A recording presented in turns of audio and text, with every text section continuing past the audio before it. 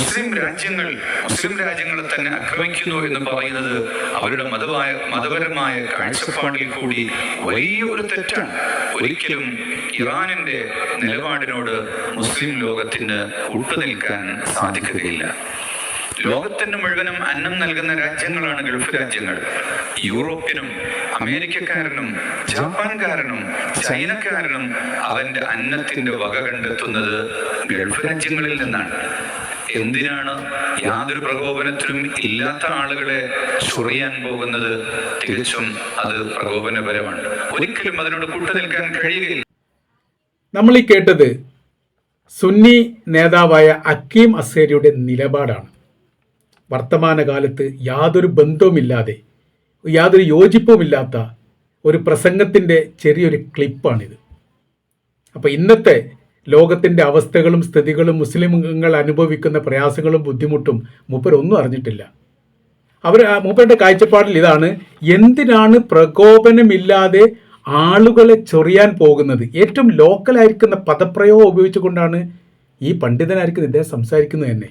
ആളുകളെ ചൊറിയാൻ പോകുന്നത് നോക്കുക, മറ്റേ രാഷ്ട്രീയക്കാരെ വേദിയിലിരുത്തിയിട്ട് പറയുന്ന ഏറ്റവും ലോക്കലായിരിക്കുന്ന ഒരു പ്രയോഗമാണ്. ഇയാൾക്കൊന്നത് ചേരില്ല. ഇയാളെ ചേർത്തി വായിച്ചത് എങ്ങനെയൊന്നും മനസ്സിലായിട്ടില്ല. നമുക്ക് ഇദ്ദേഹത്തിൻ്റെ കാര്യത്തെക്കുറിച്ചും കഴിഞ്ഞിട്ട് അദ്ദേഹം പറഞ്ഞിരിക്കുന്ന കാര്യവും ഇപ്പോഴത്തെ വർത്തമാന ലോകവും മുസ്ലിം ലോകവുമായിട്ടുള്ള ബന്ധത്തെക്കുറിച്ചൊന്ന് പരിശോധിക്കാം. ഇതാണ് പറഞ്ഞു തുടങ്ങുന്നത്: മുസ്ലിം രാജ്യങ്ങളെ ആക്രമിക്കുന്നു എന്ന് പറയുന്നത് വലിയ തെറ്റാണ്. മുസ്ലിം രാജ്യങ്ങളെ ആക്രമിക്കുക എന്നത് വലിയ തെറ്റാണ്. മുസ്ലിം അല്ലാത്ത രാജ്യങ്ങൾ ആക്രമിക്കുന്നത് ശരിയാണോ?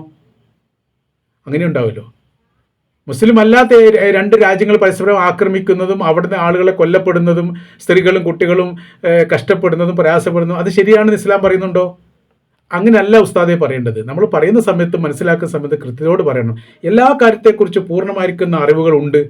നമ്മൾ പറയുന്നത് മാത്രമാണ് ശരി, ലോകം മുഴുവൻ തെറ്റാണ് എന്നുള്ള നിലപാട് മാറ്റണം. അതൊരിക്കലും ഉചിതമല്ല. അപ്പോൾ മുസ്ലിം രാജ്യം, അങ്ങനെ ഇസ്ലാമിൽ അങ്ങനെ ഒരു പരാമർശമില്ലല്ലോ. മുസ്ലിം രാജ്യങ്ങളെ ആക്രമിക്കുന്നത് തെറ്റാണ്. ഒരു രാജ്യം ഒരു രാജ്യത്തെ ആക്രമിക്കാൻ പാടില്ല. ഒരു വ്യക്തിയും ഒരു വ്യക്തിയെ ആക്രമിക്കാൻ പാടില്ല. ഒരു സമൂഹം മറ്റൊരു സമുദായത്തെ ആക്രമിക്കാൻ പാടില്ല.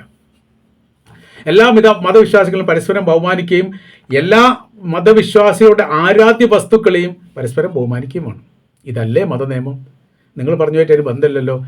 ഇറാൻ്റെ അധിനിവേശം മുസ്ലിം ലോകത്തിന് കൂട്ടു നിൽക്കാൻ കഴിയില്ല. ഇറാൻ്റെ നിലപാടിനോട് മുസ്ലിം ലോകത്തിന് കൂട്ടു നിൽക്കാൻ കഴിയില്ല. അത് പറയാൻ നിങ്ങളെ ഏൽപ്പിച്ചിട്ടില്ല. മുസ്ലിം ലോകത്തിൻ്റെ നിലപാട് മുസ്ലിം ലോകം പറയട്ടെ. നിങ്ങൾ ഈ 6 രാജ്യമോ 7 രാജ്യമോ മാത്രമാണോ മുസ്ലിം ലോകം? 100-ലധികം രാജ്യങ്ങൾ മുസ്ലിം രാജ്യമായിട്ട് ലോകത്തുണ്ട്. ഇറാനും ഇസ്രായേലും തമ്മിൽ നടന്ന യുദ്ധം അങ്ങനെയല്ല. ഇറാനെ ആക്രമിച്ചതിന് ഇറാൻ തിരിച്ചടിച്ചതുമായിട്ട് ബന്ധപ്പെട്ടുള്ള യുദ്ധം. ഏതൊരു രാജ്യമാണ് ഇറാനെ കുറ്റപ്പെടുത്തി സംസാരിച്ചത്? സാധാരണ അമേരിക്ക യുദ്ധം ചെയ്യുന്ന സമയത്ത് പാഞ്ഞു വന്നിട്ട് പിന്തുണ നൽകുന്നതാണ് യൂറോപ്യൻ രാജ്യങ്ങൾ മുസ്ലിം രാജ്യങ്ങൾ. എന്തേ പിന്തുണ നൽകാത്തത്? എത്ര രാജ്യങ്ങളിലേക്ക് അമേരിക്ക പോയി, ഇസ്രായേൽ പോയി ഞങ്ങൾ സഹകരിക്കുമെന്ന് പറഞ്ഞിട്ട്? നിങ്ങൾ പറയപ്പെട്ട അറേബ്യൻ രാജ്യങ്ങളിലേക്ക് എത്ര പ്രാവശ്യം ഇറാൻ ആക്രമണം നടത്തി? ഒരു പ്രാവശ്യം ഈ അറേബ്യൻ രാജ്യങ്ങൾ ആക്രമിക്കാത്തതിൻ്റെ കാരണം എന്താണ്? നമ്മൾ അത് പറയണമല്ലോ. 100-200 ഡ്രോണുകളും മിസൈലുകളും മുസ്ലിം രാജ്യങ്ങളെ, അതായത് അറേബ്യൻ രാജ്യങ്ങളെ കേന്ദ്രീകരിച്ചുകൊണ്ട് ഇറാൻ വിക്ഷേപിച്ചു. ഒരുപാട് മരണങ്ങളും നാശങ്ങളും നഷ്ടങ്ങളും വന്നു. ചില ഭാഗത്ത് തീപിടുത്തം ഇപ്പോഴും അണിഞ്ഞിട്ടില്ല എന്നാണ് മനസ്സിലാക്കാൻ പറ്റുന്നത്. അത്രയും വലിയ സർവ്വനാശങ്ങൾ ഇറാൻ അറേബ്യൻ രാജ്യങ്ങളിൽ ഉണ്ടാക്കിയിട്ട് ഒരു രാജ്യം പോലും ഇതുവരെ ഇറാനെതിരെ തിരിച്ചടിച്ചിട്ടില്ലെങ്കിൽ ഉസ്താദെ ആ ചരിത്രം ഒന്ന് പഠിക്കുകയും വായിക്കുകയും വേണം. അത് മനസ്സിലാക്കണം. അവരടുത്ത് തെറ്റുണ്ടെന്ന് അവർക്ക് മനസ്സിലായിട്ടാണ് ചെയ്യാത്തത്, വെറുതെ ഒന്നല്ല. ഓക്കെ. ലോകത്തിന് മുഴുവൻ അന്നം നൽകുന്ന രാജ്യങ്ങൾ ഗൾഫ് രാജ്യങ്ങളാണ്. ലോകത്തിന് മുഴുവൻ അന്നം നൽകുന്ന രാജ്യങ്ങൾ ഗൾഫ് രാജ്യങ്ങളാണ്. ലോകത്തിന് മുഴുവൻ അന്നം നൽകുന്ന പഠിച്ചവനാണ്, ഗൾഫ് രാജ്യങ്ങളല്ല. അത് ഏതിൻ്റെ അടിസ്ഥാനത്തിൽ ഞങ്ങൾ പറയുന്നത്? ലോകത്തിന് മുഴുവൻ എവിടെ അന്നം നൽകുന്നത്? അവിടെ തൊഴിലാളികൾ ജോലി ചെയ്യാൻ പോകുന്നുണ്ട്, അവർക്ക് ശമ്പളം കിട്ടുന്നുണ്ട്, ശരിയാണ്. അത് മറ്റു പല രാജ്യത്തിലും യൂറോപ്യൻ രാജ്യങ്ങളിൽ പോകുന്നുണ്ട്, ആഫ്രിക്കയിൽ പോകുന്നുണ്ട്, മറ്റു പല രാജ്യങ്ങളിൽ പോകുന്നുണ്ട്, ഇന്ത്യക്കാർ പോയിട്ട് ശ്രീലങ്ക വരെ പണിയെടുക്കുന്നുണ്ട്. ഇനി ഈ പറയപ്പെട്ട അറേബ്യൻ രാജ്യങ്ങൾ അങ്ങനെ ആണെന്ന് കരുതുക. എന്ന് മുതൽ അവർ കൊടുക്കാൻ തുടങ്ങിയത്? നമ്മൾ അതും പറയണമല്ലോ. സാമ്പത്തിക വിപ്ലവവും മുന്നേറ്റവും ലോകത്തുണ്ടായത് 980 ശേഷമാണ്. 70-ന്റെ അവസാനത്തോടെയും 80-ന്റെ തുടക്കത്തിലും, 80, 90, 2000 ഈ കാലഘട്ടത്തിലാണ് ലോകാടിസ്ഥാനത്തിൽ സാമ്പത്തിക വിപ്ലവങ്ങളും മാറ്റങ്ങളും ദാരിദ്ര്യമില്ലായ്മ ചെയ്യപ്പെട്ട ഒരു ലോകം ഉണ്ടായത്. കാര്യം ആ സമയത്താണ് പെട്രോളിയം ഉൽപ്പാദനങ്ങൾ കൂടുന്നത്, കണ്ടുപിടുത്തം കൂടുന്നത്, വിൽപ്പന കൂടുന്നത്, ആവശ്യക്കാർ കൂടുന്നത്. 20 കൊല്ലം മുമ്പുള്ള റോഡിൻ്റെ അവസ്ഥയാണോ നമ്മുടെ റോഡ്? അല്ല. ഇപ്പോൾ വാഹനമില്ലാത്ത വീടുണ്ടോ? ബൈക്കോ കാറോ ഇല്ലാത്ത വീടുണ്ടോ? 20 കൊല്ലം മുമ്പത്തെ അവസ്ഥ എന്താ? 30 കൊല്ലം മുമ്പത്തെ അവസ്ഥ എന്താ? മണ്ണെണ്ണ വെളിച്ചത്തിൽ ജീവിച്ച മനുഷ്യന് കരണ്ടിൻ്റെ വെളിച്ചത്തിലേക്ക് ആയിട്ട് 30 കൊല്ലമായിട്ടുള്ളൂ. ഒരുപാട് കൊല്ലമൊന്നും ആയിട്ടില്ല. ബാർപ്പിൻ്റെ വീട്ടിലേക്ക് മനുഷ്യൻ എത്തിയിട്ട് 30 കൊല്ലം അതിന് താഴെ ആയിട്ടേ ഉള്ളൂ. നല്ല കളർ ഡ്രസ്സ് 2-3 ഡ്രസ്സുകളൊക്കെ ഇട്ടിട്ട് ആളുകൾ പുറത്തിറങ്ങാൻ തുടങ്ങിയിട്ട് 30 വർഷത്തിനിടയിലായിട്ടേ ഉള്ളൂ. നല്ല ഭക്ഷണങ്ങൾ മനുഷ്യന്മാർ കഴിക്കൽ തുടങ്ങിയിട്ട് 30 വർഷത്തിനിടയിലായിട്ടേ ഉള്ളൂ. അതിന് മുൻപോ ദാരിദ്ര്യമാണ്, പ്രയാസമാണ്, കഷ്ടപ്പാടാണ്. അഥവാ നമുക്ക് ഇങ്ങനെയും കൂടി പറയാം, 950-60 കാലഘട്ടത്തിൽ ഏറ്റവും വലിയ സമ്പന്നരായിരുന്നു ഹജ്ജിന് പോകുന്നത്. ഉംറ എന്ന് പറയുന്ന സംവിധാനം ഇല്ലായിരുന്നു. ഇല്ല എന്ന് പറഞ്ഞാൽ എന്താ അതിൻ്റെ അർത്ഥം? അങ്ങനെ അവിടെ ഉംറ നടക്കുന്നില്ല എന്നാണോ? വളരെ അപൂർവമായ രീതിയിൽ മറ്റ് അറേബ്യൻ രാജ്യങ്ങളാണ് ഉംറ ചെയ്തത്. ഈ ആരാധനാ കർമ്മങ്ങൾ ചെയ്തു തുടങ്ങിയത്. അതല്ലാത്ത രീതിയിൽ ഉംറയ്ക്ക് നമ്മുടെ ഇപ്പോൾ കൂട്ടായ്മയോടുകൂടി ഈ ഒരു സംഘടനയുടെയോ ഉസ്താദിൻ്റെയോ കാതിൻ്റെയോ നേതൃത്വത്തിൽ കൂട്ടായ്മ ചെയ്തുകൊണ്ട് ഉംറ സർവീസ് തുടങ്ങിയിട്ട് 20 കൊല്ലമായിട്ടുള്ളൂ. കൂടി വന്നാൽ 30 കൊല്ലം മുമ്പ് നമുക്ക് ഉംറയ്ക്ക് പോകുക എന്ന് പറഞ്ഞ ഒരു സംഭവത്തെക്കുറിച്ച് പോലും അറിയില്ലായിരുന്നു. ഹജ്ജ് മാത്രമേ ഉള്ളായിരുന്നു. പിന്നാണ് ഉംറ കൂട്ടായ ഇതൊക്കെ ഇന്തോനേഷ്യ, ഇറാന്, ആഫ്രിക്കൻ രാജ്യങ്ങളിലൊക്കെയാണ് കൂട്ടത്തോട് കൂടിയിട്ട് ഉംറയ്ക്ക് വരുന്നൊരു സംവിധാനം തന്നെ തുടങ്ങി. അത് കണ്ട് പഠിച്ച് നമ്മളത് പ്രചരിപ്പിച്ചു. ഇപ്പോൾ ഏറ്റവും കൂടുതൽ നമ്മളാണെന്ന് പറയാൻ പറ്റും. പറഞ്ഞു വരുന്ന കാര്യം 950 ആ കാലഘട്ടം, 40, 50, 60 കാലഘട്ടത്തിൽ, 70 വരെയുള്ള കാലഘട്ടത്തിൽ ഏറ്റവും വലിയ സമ്പന്നരായിരിക്കുന്ന ഇന്ത്യക്കാരടക്കമുള്ള ആളുകൾ ഹജ്ജിന് പോകും. ഒന്നുകിൽ കപ്പലിന് പോലും അതിന് കുറച്ച് കാലം മുമ്പ് നടന്നതും പോലും, 1 കൊല്ലം മുമ്പ് നടന്നു പോകുന്നതൊക്കെ കാണാൻ വേണ്ടി സാധിക്കും. അവരുടെ കയ്യിൽ പണം ഉണ്ടായിരുന്നു. അന്ന് അറേബ്യൻ രാജ്യങ്ങൾ ദരിദ്രമായിരുന്നു. ഇവരുടെ പണം കൊണ്ടാണ് അവർ ജീവിക്കുന്നത്. ഹജ്ജിന് വരുന്ന ആളൊക്കെ പണക്കാരാണ് വരിക. അപ്പോൾ എന്ത് ചെയ്യും? അവർക്ക് പണം കൊടുക്കും. അവർക്ക് വലിയ സന്തോഷമായിരുന്നു. അപ്പോൾ ഈ ഒരു കാലത്ത് ഇന്ത്യ അടക്കമുള്ള രാജ്യങ്ങളെ ആശ്രയിച്ചിട്ടുണ്ട് സൗദി അറേബ്യയും അറേബ്യൻ രാജ്യങ്ങളും. അവരിലൂടെ അവർ ജീവിച്ചിട്ടുണ്ട്. ആ നന്ദി അവർക്കുണ്ട്. അവരത് പറയാറുണ്ട്. അന്നത്തെ കാലത്ത് നിങ്ങൾ നമ്മളെ സഹായിച്ചിട്ടുണ്ട്, ഇന്നത്തെ കാലത്ത് നമ്മൾ നിങ്ങളെ സഹായിക്കുന്നു. നമുക്ക് വെറുതെ പണം തരില്ല, അധ്വാനിച്ചിട്ടാണ് പണം തരുന്നത്. എന്നാൽ എല്ലാവരും അധ്വാനത്തിനനുസരിച്ച് പണം കിട്ടാത്ത ഇഷ്ടം പോലെ ഉണ്ട്. ഞാനൊക്കെ കണക്ക് കൂട്ടുകയാണെങ്കിൽ എനിക്ക് സൗദി അറേബ്യയിൽ ഇപ്പോൾ ഒരുപാട് പൈസ കിട്ടാനുണ്ട്. എൻ്റെ അധ്വാനത്തിനനുസരിച്ച് പൈസ കിട്ടാത്തത്, പൈസ തരാത്തത്, വാങ്ങാൻ പറ്റാത്തത്, അങ്ങനത്തെ കുറേ പൈസ സൗദി അറേബ്യയിൽ ഇപ്പോഴും ഇന്ത്യ കിടക്കുന്നുണ്ട്. അപ്പോൾ ഞാൻ വെറുതെ അല്ല, പണിയെടുത്ത പൈസ പോലും കിട്ടാത്തത്. അതിനെ താരതമ്യം ചെയ്തിട്ട് ലോകത്തിലെ മുഴുവൻ മനുഷ്യന്മാർക്ക് ഭക്ഷണം കൊടുക്കുന്ന ഗൾഫ് രാജ്യങ്ങളാണെന്നുള്ള വിവരക്കേടൊന്നും ഇങ്ങനത്തെ പൊതുവേദിയിൽ പറയാൻ പാടില്ല. യൂറോപ്പ്, ചൈന, ജപ്പാന് അന്നത്തിന് വക കണ്ടെത്തുന്നത് ഗൾഫ് രാജ്യങ്ങൾ. മണ്ടത്തരം, അങ്ങനെ ഒരു സംഭവം ഇല്ല.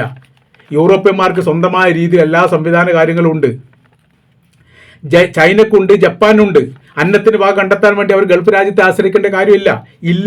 അവരെ സംബന്ധിച്ചിടത്തോളം കമ്പനിയുടെ ഏറ്റവും തലമുതിർന്ന ആൾക്കാരായിട്ട് അവർ ജോലി ചെയ്യാറുണ്ട്. അൽമറായി, അൽസാഫി പോലെയുള്ള സൗദി അറേബ്യയിലെ ഏറ്റവും വലിയ കമ്പനി ഞാൻ പണിയെടുത്തിട്ടുണ്ട്.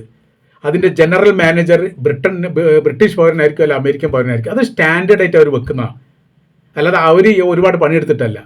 അത് അറേബ്യക്ക് ഉണ്ടാകുന്ന ഒരു ഗഡ്സ് ഇവർ യൂറോപ്യന്മാരൊക്കെ ഉണ്ട് എന്ന് പറയാൻ വേണ്ടിയിട്ട്.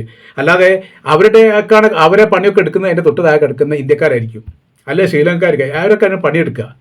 അപ്പോൾ യൂറോപ്യന്മാരും ചൈനക്കാരും ജപ്പാൻകാരും ഒക്കെ അവിടെ വരുന്നത് ഏറ്റവും വലിയ സ്ഥാപനത്തിൻ്റെ ഔദ്യോഗിക സ്ഥാനത്തിരിക്കാൻ, അല്ലെങ്കിൽ സൈനികപരമായിരിക്കുന്ന പ്രാക്ടിക്കൽ നൽകാൻ. അമേരിക്കക്കാരൊക്കെ വരുന്നത് എന്തിനാ? അറേബ്യൻ രാജ്യങ്ങൾ വരുന്നത് സൈനികപരമായിരിക്കുന്ന പ്രാക്ടിക്കൽ കൊടുക്കാൻ വേണ്ടിയിട്ട്, അല്ലെങ്കിൽ ഈ ആയുധവുമായിട്ട് ബന്ധപ്പെട്ട കാര്യങ്ങൾ എങ്ങനെ ഉപയോഗിക്കണമെന്ന് പഠിപ്പിച്ചു കൊടുക്കാൻ വേണ്ടിയിട്ട്. അതല്ലാത്ത രീതിയിൽ അവരെ മറ്റ് ഗൾഫ് രാജ്യങ്ങളെ ആശ്രയിച്ചിട്ട് ജീവിക്കാനുള്ള ഉപാധി ഇല്ലാത്തത് കൊണ്ട് വരുമെന്നല്ല. അതുകൊണ്ട് ലോകത്തിന് അന്നം കൊടുക്കുന്നത്, ലോകത്തിന് മുഴുവൻ ആൾക്കാർക്ക് ദാരിദ്ര്യം ഇല്ലാതാക്കുന്ന അറേബ്യൻ രാജ്യങ്ങളാണെന്നൊക്കെ മണ്ടത്തരാണ്. അതൊന്നും പറയാൻ പാടില്ല. എന്തിന് പ്രകോപനമില്ലാതെ ആളുകളെ ചൊറിയാൻ പോകുന്നു? ആരാ ചൊറിഞ്ഞത്? 948 ഇസ്രായേൽ സ്വാതന്ത്ര്യമായിട്ട് അവർ തന്നെ പ്രഖ്യാപിച്ചു. ആരാരെ ചൊറിഞ്ഞു? എവിടെ? പലസ്തീൻ്റെ ഭൂമിയിലാണ് ഇസ്രായേൽ ഉള്ളത്. 948 ശേഷം നമ്മൾ 2024 നിൽക്കുന്ന സമയത്ത് എത്രാനും മനുഷ്യന്മാരെ കൂട്ടക്കൊല ചെയ്തു ഇസ്രായേൽ. ആരാരെ ചൊറിഞ്ഞു? 70,000-ലും അധികം പലസ്തീനുകൾ കൊല്ലപ്പെട്ടു. വെടിവെച്ചും ഈ ബോംബ് സ്ഫോടനം നടത്തിയും മിസൈൽ ആക്രമണം നടത്തിയിട്ടും ഗസക്കകത്ത് ചെയ്യപ്പെട്ട ആളുകളുടെ എണ്ണം ഇപ്പോൾ തെറ്റല്ല. 1 ലക്ഷത്തിലധികം ആളുകൾ ഈ രോഗികളായി മാറി. വൈകല്യമുള്ളവരും അടിയന്തര ശുശ്രൂഷ കിട്ടേണ്ടവരും രോഗം അവസാനിക്കാത്ത രീതിയിലായവരും മുറിവേറ്റവരുമായി 1,00,000-ലധികം ആൾക്കാർ. അവിടെ ഉണ്ടായിരുന്ന 85% ബിൽഡിങ്ങുകളും വീടുകളും തകർക്കപ്പെട്ടു. 23 ലക്ഷത്തിൽ 22 ലക്ഷവും ഇന്ന് വയ്യാധാരമായി. ആരാര് ചൊറിഞ്ഞു ഉസ്താദെ? ചൊറി പറ്റിയത് ആർക്കാണ്? ആരാണ് ചൊറിയുന്നത്? അത് തിരിച്ചടിക്കേണ്ട എന്നാണോ? മിണ്ടാതിരിക്കണം എന്നാണോ? ഇനി ഇറാനിലേക്ക് വരാം. ഇറാനാണല്ലോ നിങ്ങളുടെ വിഷയം. ഇറാനിൽ ആരാ പ്രശ്നം ഉണ്ടാക്കിയത്? 2025 മധ്യസ്ഥ കരാർ ഉണ്ടാക്കുന്നതിനോടനുബന്ധിച്ച് അതിൻ്റെ 2 ദിവസം കഴിഞ്ഞിട്ട് വീണ്ടും കരാറിലെ അവസാന മിനുക്ക് പണി ചെയ്യാൻ തീരുമാനിച്ചപ്പോൾ ഇസ്രായേൽ ഇറാൻ ആക്രമിച്ചു. ചൊറിഞ്ഞത് ആരാണ്? 130 പ്രാവശ്യമെങ്കിലും അല്ലെങ്കിൽ 100-ലധികം പ്രാവശ്യമെങ്കിലും ഇസ്രായേലിനെ കുറിച്ച് പരാമർശിച്ചിട്ടുണ്ട് വിശുദ്ധ ഖുർആൻ. നിങ്ങൾക്കത് അറിയുമെന്ന് മനസ്സിലാക്കുന്നു. ആ ഇസ്രായേൽ നമ്മുടെ കൃത്യമായിരിക്കുന്ന ശത്രുവാണ്. അവർ ചതിയന്മാരാണ്. അവർ നമ്മളെ പറ്റിക്കും. അവരായിട്ട് ഇടപാട് പറ്റില്ല. അവർ സൂക്ഷിക്കണം, ശ്രദ്ധിക്കണം. അവസാന കാലഘട്ടത്തിലൊക്കെ അവർ വലിയ രീതിയിലുള്ള പ്രശ്നങ്ങൾ ഉണ്ടാക്കുന്ന ഹദീസുകളൊക്കെ പറയപ്പെട്ടതാണ്. അതിൻ്റെ ദുരന്ത ഫലങ്ങൾ മുസ്ലിങ്ങൾ അനുഭവിക്കുന്നു. എത്ര കാലമായി അനുഭവിക്കുന്നു? നിങ്ങളുടെ സ്വാതന്ത്ര്യം പലസ്തീനികൾക്കുണ്ടോ? ഇപ്പോഴത്തെ കാര്യം പറയുന്ന സമയത്ത് ലബനാനുണ്ടോ? യമനുണ്ടോ? നിങ്ങൾ ആ യുദ്ധവുമായിട്ട് ബന്ധപ്പെട്ട് എന്താ കെടുതികളോ പ്രയാസങ്ങളോ അനുഭവിച്ചിട്ടുണ്ടോ? ഇല്ല. അത് അനുഭവിക്കുന്ന സമയത്ത് മാത്രമേ അതിൻ്റെ വേദന അറിയൂ. രണ്ടാമതിപ്പോൾ ഇറാന് വീണ്ടും ആക്രമിച്ചു. ആരാക്രമിച്ചു? ഇസ്രായേൽ ആക്രമിച്ചു. ആര് കൂട്ടുനിന്നു? അമേരിക്ക അല്ലെങ്കിൽ സംയുക്ത ആക്രമിച്ചു. അവിടെ ഏറ്റവും വലിയ ആത്മീയ നേതാവാണ് ആയത്തുള്ള അലി ഖംനൈ എന്ന് പറയുന്നത്. അവരുടെ എന്ന് വെച്ചാൽ ഇറാൻ്റെ മാത്രമല്ല ലോകത്താകമാനമുള്ള ഷിയാ വിശ്വാസികളുടെ ഏറ്റവും വലിയ നേതാവ്. അയാളെ കൊലപ്പെടുത്തി. ചൊറിഞ്ഞത് ആരാരെയാണ്? അതിനുശേഷം ഒരുപാട് ആൾക്ക് കൊലപ്പെടുത്തി. 1500 ആളെങ്കിലും ഈ ഒരു വിഷയവുമായിട്ട് ബന്ധപ്പെട്ട് ഇറാനിൽ മരണപ്പെട്ടിട്ടുണ്ട് എന്നുള്ളത് ഏകദേശം റിപ്പോർട്ട് പുറത്തു വന്നു. ഏകദേശം തകർക്കപ്പെട്ട ബിൽഡിങ്ങുകൾ 165ഓളം കുട്ടികളെ ക്രൂരമായ രീതിയിലാണ് ഇസ്രായേൽ കൊലപ്പെടുത്തിയത്. അമേരിക്കയും കൂടി കൂട്ടുനിന്നിട്ട്. ഇത് ചൊറിഞ്ഞത് ആരെയാണ്? അപ്പോൾ നിങ്ങൾ സ്വയം ചൊറിയുകയാണ്. അല്ലാതെ യാഥാർത്ഥ്യവുമായിട്ട് നിങ്ങൾ പറഞ്ഞ കാര്യത്തിന് ഒരു ബന്ധം പുലബന്ധം പോലും ഒന്നിനുമില്ല. ഇറാൻ സ്വാഭാവികമായിട്ട് തിരിച്ചടിക്കണ്ടേ? മിണ്ടാതിക്കണ്ടേ? നിങ്ങൾ സുന്നിയാണ്. 36 രാജ്യങ്ങൾ സുന്നി രാജ്യമുണ്ട്. ഈ പാലസ്തീൻ മക്കളെ കൂട്ടക്കൊല ചെയ്തിട്ട് ഏത് സുന്നി രാജ്യം എതിർത്ത് പറഞ്ഞു? ബിസിനസ്സുമായിട്ട് ബന്ധപ്പെട്ടും സാമ്പത്തികമായിട്ട് ബന്ധപ്പെട്ടും യു എക്ക് നിങ്ങളുമായിട്ട് ബന്ധമുണ്ടല്ലോ. എന്തേ അവരെന്ത് ചെയ്തു ഈ കാര്യത്തിൽ? ഇസ്രായേലിനെ ആക്രമിച്ച സമയത്ത് ഏത് സുന്നി രാജ്യം എതിർത്ത് സംസാരിച്ചു? ഇല്ലല്ലോ. ഫലസ്തീൻ എന്ന് പറയുന്നത്, ഗസ എന്ന് പറയുന്നത് സുന്നി രാജ്യമാണ്. ഇറാൻ എന്ന് പറയുന്നത് സുന്നി രാജ്യമല്ല, ഷിയ രാജ്യമാണ്. എന്നിട്ടും അവരത് ചെയ്തു. ഇപ്പോഴും അവർ പറയുന്നു, ലബനാനും ഇറാനും പറയുന്നു ഞങ്ങളുടെ അടിസ്ഥാനമായിരിക്കുന്ന വിഷയം ഫലസ്തീൻ തന്നെയാണെന്ന്. അപ്പോൾ ഇതൊക്കെ തിരുത്താൻ സമയമായിട്ടുണ്ട്. എന്തെങ്കിലും പൊതുവേദിയിൽ വെച്ച് വിളിച്ചു പറയുന്ന സമയത്ത് അത് ശ്രദ്ധിക്കപ്പെടുന്ന ഒരു സമൂഹം ഉണ്ട്. അവരൊക്കെ പത്രം വായിക്കുന്നവരാണ്, TV കാണുന്നവരാണ്, സോഷ്യൽ മീഡിയ ഉപയോഗിക്കുന്നവരാണ്, ലൈവായി ലോകത്തെക്കുറിച്ച് കൃത്യമായ രീതിയിൽ പഠിക്കുകയും മനസ്സിലാക്കുകയും ചെയ്തവരാണ്. അവർക്ക് മുമ്പിൽ വല്ലാതെ തരം താന്നു പോകരുത് എന്ന്